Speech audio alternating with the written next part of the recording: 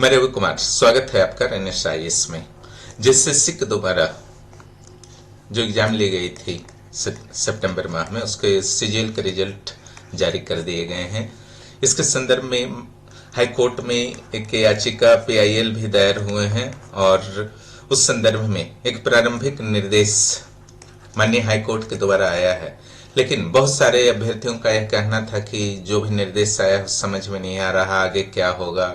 तो उस संदर्भ में आग्रह किया जा रहा था कि एक वीडियो बना देने का, चूंकि न्यायालय की भाषा जो होती है थोड़ी सी आम जनता के लिए कठोर होती है, कठिन होती है, जिसके कारण समझ में नहीं आ पाता है।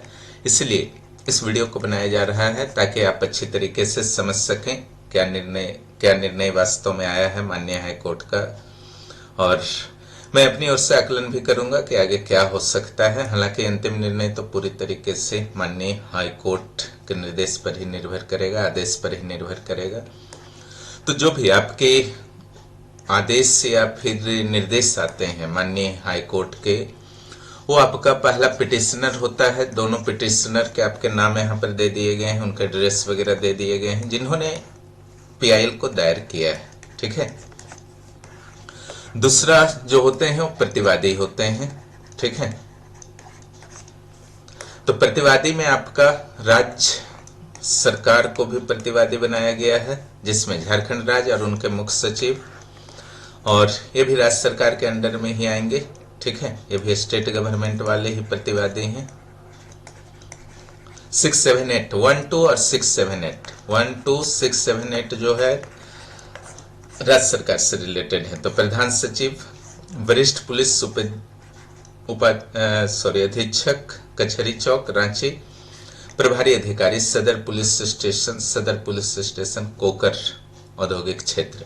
तो 1, 2 और 6, 7, 8 जो है वो राज्य सरकार से आप संबंधित रख सकते। जेएसएससी जो है जेएसएससी से संबंधित है। खुद जेएसएससी कंप्लीट कंबाइंड रूप से उसके चेयरपर्सन और एग्जामिनेशन कंट्रोलर, यानी कि 3, 4, 5 ये दोनों को दो पक्ष में आप प्रतिवादी को बांट सकते हैं, राज्य सरकार, दूसरा जेएसएससी। राज्य सरकार 1, 2, 6, 7, 8 और जेएसएससी 3, 4, 5। इन्हें जवाब देना है जो भी याचिकाकर्ताओं के द्वारा प्रश्न उठाए गए हैं। और जो न्यायाधीश होंगे वो मुख्य न्यायाधीश माननीय श्री दीपक रोशन होंगे, और याचिकाकर्ता के सब वकील हैं, अजीत कुमार हैं, समीर रंजन, अभिषेक।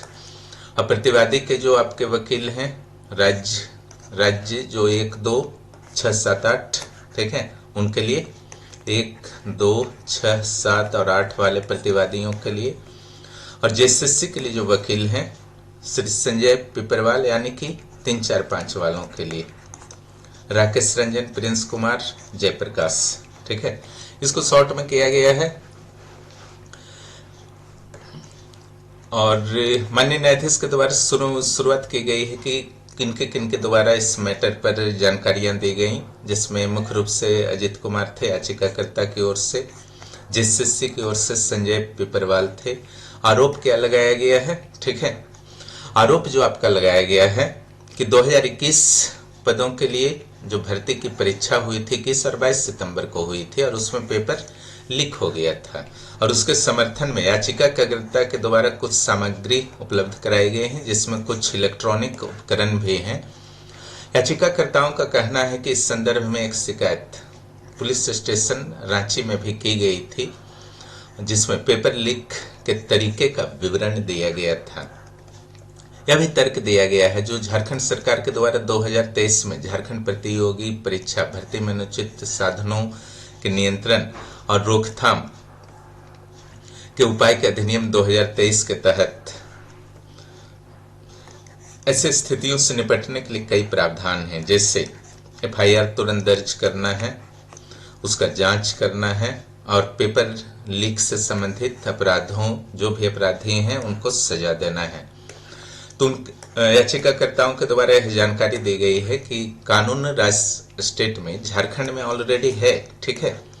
और इसी अधिनियम में ये अधिनियम झारखंड प्रतियोगी परीक्षा अधिनियम 2023 के धारा 14 में कहा जाता है कि जिला मजिस्ट्रेट DM या DC को तलाशी और जब्ती भी वो कर सकते हैं, और धारा 15 ये कहा गया है कि गिरफ्तार भी कर सकते हैं। धारा 22 ने इससे क्या बताया है, ऐसे अपराधों को जो भी पेपर लीक या रिलेटेड इस अधिनियम से संबंधित है, संज्ञेय यानी कि कॉग्निजेबल, गैर जमानती, नॉन बिलेबल एंड गैर समनीय, नॉन कंपाउंडेबल बनाती है। ठीक है, और इस पर एक्शन के लिए कोई भी प्रारंभिक जांच आवश्यक नहीं है ना। यानी कि याचिकाकर्ताओं ने इस कानून को आधार बनाया है पीआईएल दायर करने का। आपके दिमाग में आ रहा होगा कि कॉग्निजेबल क्या है, तो कॉग्निजेबल यानी कि संज्ञेय ऐसे अपराधों को कहा जाता है जिसमें पुलिस बिना वारंट के गिरफ्तारी कर सकती है, यानी कि अदालत की अनुमति नहीं पड़ती। हत्या हो गया, चोरी हो गया, है ना, रेप केसेस हो गए, ये सब आपका कॉग्निजेबल होता है, संज्ञेय अपराध होता है। गैर जमानती अपराध, इन अपराधों में सामान्य रूप से जमानत जो आपका होता है, जमानत नहीं मिल पाता है। हालांकि इसे देना या ना देना न्यायालय का विवेकाधिकार होता है। गैर समनीय, नॉन कंपाउंडेबल जो आपका होता है, इसमें अगर आरोप आप लगा दिए तो उसे वापस नहीं लिया जा सकता है, क्योंकि इससे समाज आपका प्रभावित हो सकता है ऐसे आरोपों से, और ऐसे अपराधों के प्रति कड़ाई से जांच किया जाना चाहिए और निपटा जाना चाहिए। ठीक है, समझ गए। किसी के व्यक्ति के खिलाफ एफआईआर दर्ज करने और जांच अधिकारी को किसी ऐसे व्यक्ति की गिरफ्तारी के लिए अनुमोदन की आवश्यकता नहीं होगी।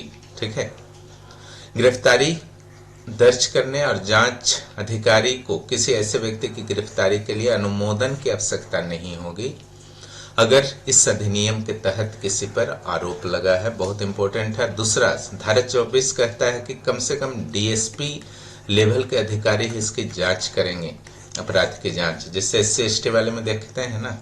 तो 2023 के अधिनियम में सारे कुछ हैं। याचिकाकर्ताओं के वकील ने हमारे समक्ष मैंने जो बेंच है जिन माननीय न्यायमूर्ति का, उनके समक्ष 28/10/2024 को उपायुक्त रांची को दिए गए अभ्यावेदन को प्रस्तुत किया गया है, जिसमें सदर पुलिस स्टेशन रांची के प्रभारी अधिकारी को ऑनलाइन शिकायत के संबंध में एफआईआर दर्ज करने में निष्क्रियता की भी शिकायत की गई थी कि उन्होंने ऑनलाइन एफआईआर दर्ज किया या नहीं किया, या फिर सही तरीके से जांच नहीं किए। ठीक है, याचिकाकर्ताओं के वकील का तर्क है कि अधिनियम के तहत कोई प्राथमिकी दर्ज नहीं की गई है, रांची में पुलिस द्वारा जांच नहीं की गई है और अधिनियम के बावजूद किसी व्यक्ति को गिरफ्तार नहीं, यानी कि केस तो हो गया, एफआईआर तो हो गया, लेकिन इस पर जांच नहीं, जबकि अधिनियम के तहत तुरंत जांच होना चाहिए था और गिरफ्तारी होनी चाहिए था। याचिकाकर्ताओं के द्वारा रिट याचिका में माननीय कोर्ट से आग्रह किया गया है कि निम्न निर्देश दिए जाए। इट मीन्स उक्त परीक्षा का अंतिम परिणाम प्रकाशित न किया जाए फिलहाल, और नियुक्तियां न दिया जाए। कब तक?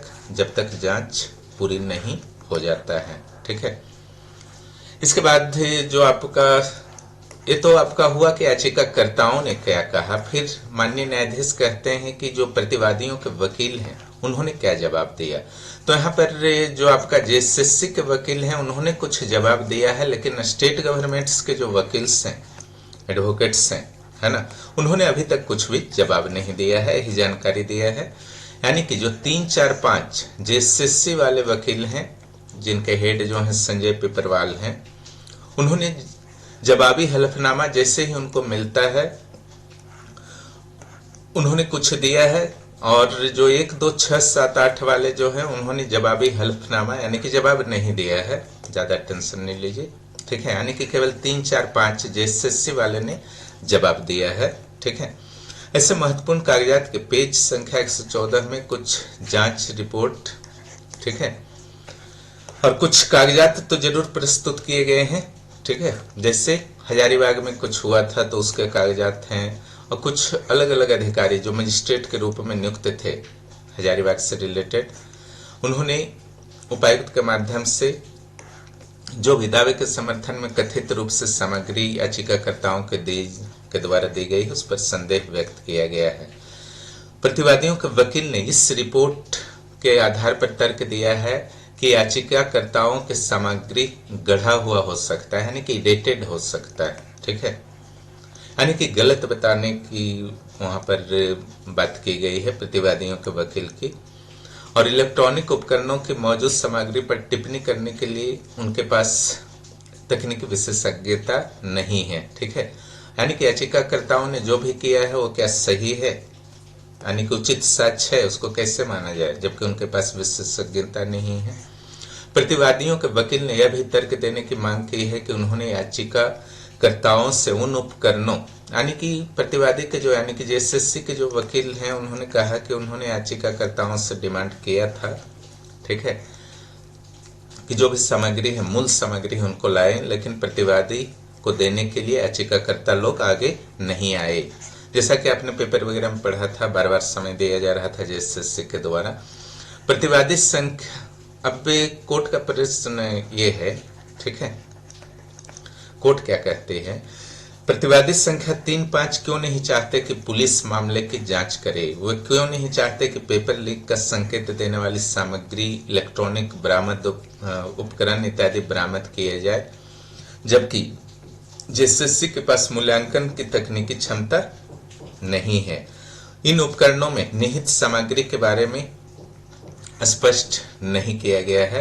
ठीक है, यानी कि जो जेएसएससी के जांच 3 सदस्यीय टीम ने जांच किया था, उस पर प्रश्न उठाया गया है। याचिकाकर्ताओं के वकील ने कहा है कि याचिकाकर्ता उन उपकरणों को केवल पुलिस को सौंपेंगे, न कि प्रतिवादी 3-5 को, यानी कि जेएसएससी को हम नहीं सौंपेंगे। शायद उन पर को भरोसा न हो जेएसएससी पर, ठीक है, जिनके पास मामले की जांच करने का कोई क्षमता नहीं है या अधिकार क्षेत्र नहीं है। ठीक है, माननीय जज का क्या विचार है? हम यह समझने में असफल हैं कि जब एफआईआर दर्ज करने के लिए अधिनियम के तहत कोई भी प्रारंभिक जांच की आवश्यकता नहीं है, तो प्रतिवादी एफआईआर दर्ज किए बिना इस तरीके की प्रारंभिक जांच क्यों कर रहे हैं? यानी कि जेएसएससी क्यों जांच खुद कर रहा है? जब अधिनियम है तो उसके तहत पुलिस से जांच करवाना चाहिए था, केस करके एफआईआर के अनुसार। यदि प्रतियोगी परीक्षा का पेपर लीक कराने का अपराध संज्ञेय अपराध है तो एफआईआर दर्ज करना सीआरपीसी से जोड़ा गया है 154 सेक्शन से। एफआईआर तुरंत दर्ज होना चाहिए था, और अगर दर्ज हुआ था तो उस पर एक्शन होना चाहिए था। यदि सूचना से संज्ञेय अपराध होने का पता चलता है तो ऐसी स्थिति में कोई भी प्रारंभिक जांच अनुमेय नहीं है, और पुलिस अधिकारी अपराध दर्ज करने से कर्तव्य से नहीं, यानी कि पुलिस विभाग को भी एक तरीके से निर्देश दिया गया है,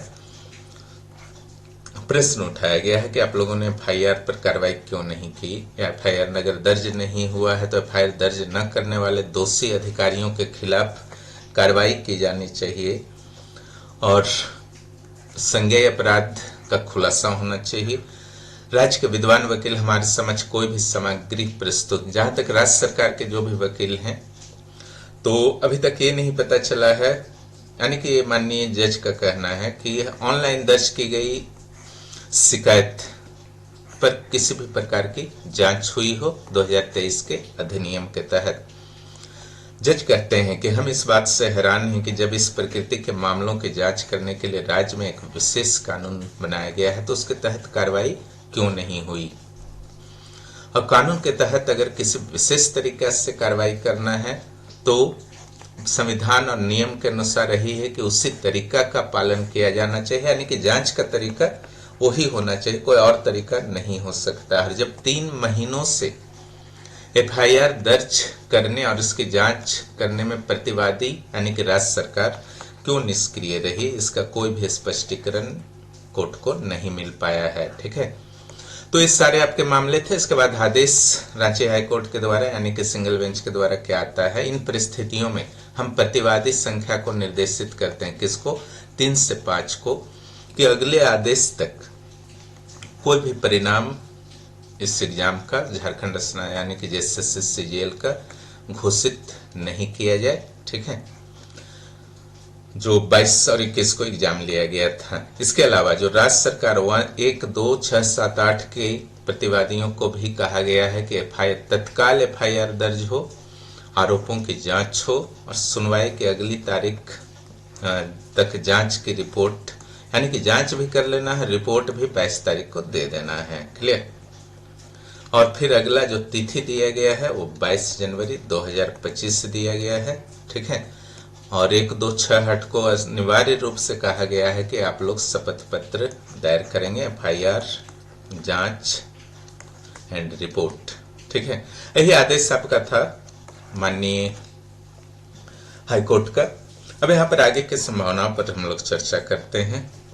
देखिए, अभी ये प्रारंभिक स्तर पर है, यहाँ पर मामला न्यायालय में है, कुछ भी कहना उचित नहीं होगा, लेकिन कोर्ट के द्वारा इस पर जो कानून 2023 का आपका प्रतियोगी परीक्षा से रिलेटेड, नकल से रिलेटेड जो झारखंड सरकार ने कानून पारित किया था, माननीय कोर्ट का कहना है कि उसके अनुसार कार्रवाई कीजिए अगर आपको आरोप लगा है इस मैटर पर। ठीक है, और कुछ भी जो भी याचिकाकर्ताओं के द्वारा कुछ भी मटेरियल्स उपलब्ध कराए जा रहे हैं, विशेषज्ञ संस्थाएं इसको कर सकती है। ठीक है, JSSC के जांच पर भी एक तरीके से सवाल उठाए गए हैं 3 सदस्यीय टीम पर।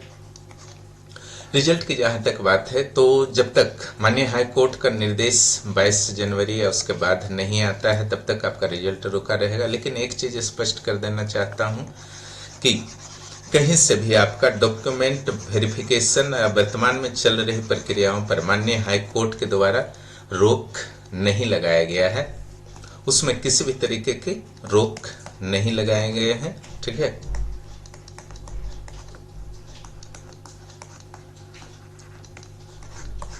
और जो भी अभ्यर्थी सही तरीके से, अगर 2100-2200 अभ्यर्थी हैं, अगर सही तरीके से जो भी अभ्यर्थियों का चयन हुआ है, जिनके पास न पैसे थे न सोर्स था, जैसा कि आरोप लगाया जा रहा है, उनका भी दोष नहीं है। अभी वह पक्ष भी शांत पड़े हुए हैं। ठीक है, वह पक्ष भी शांत पड़े हुए हैं, वो वेट एंड वॉच की स्थिति में है। फिर उनका भी एक पक्ष बनेगा, क्लियर। लेकिन जांच रिपोर्ट में अगर कुछ नहीं आता है तो फिर आगे क्या होगा, उसके लिए इंतजार कीजिए। मैंने कोर्ट के आदेश को समझाने का प्रयास किया, ऐसा है समझ जाएंगे। कोई भी कंफ्यूजन होगा नीचे आप कमेंट कर देंगे, मैं क्लियर करने का कोशिश करूंगा। वीडियो देखने के लिए बहुत बहुत धन्यवाद। और 14 JPSC के लिए जो भी जुड़ना चाहते हैं, उसके फाउंडेशन बैच शुरू हो चुके हैं। 11th JPSC के इंटरव्यू बैच भी शुरू हो चुके हैं। धन्यवाद।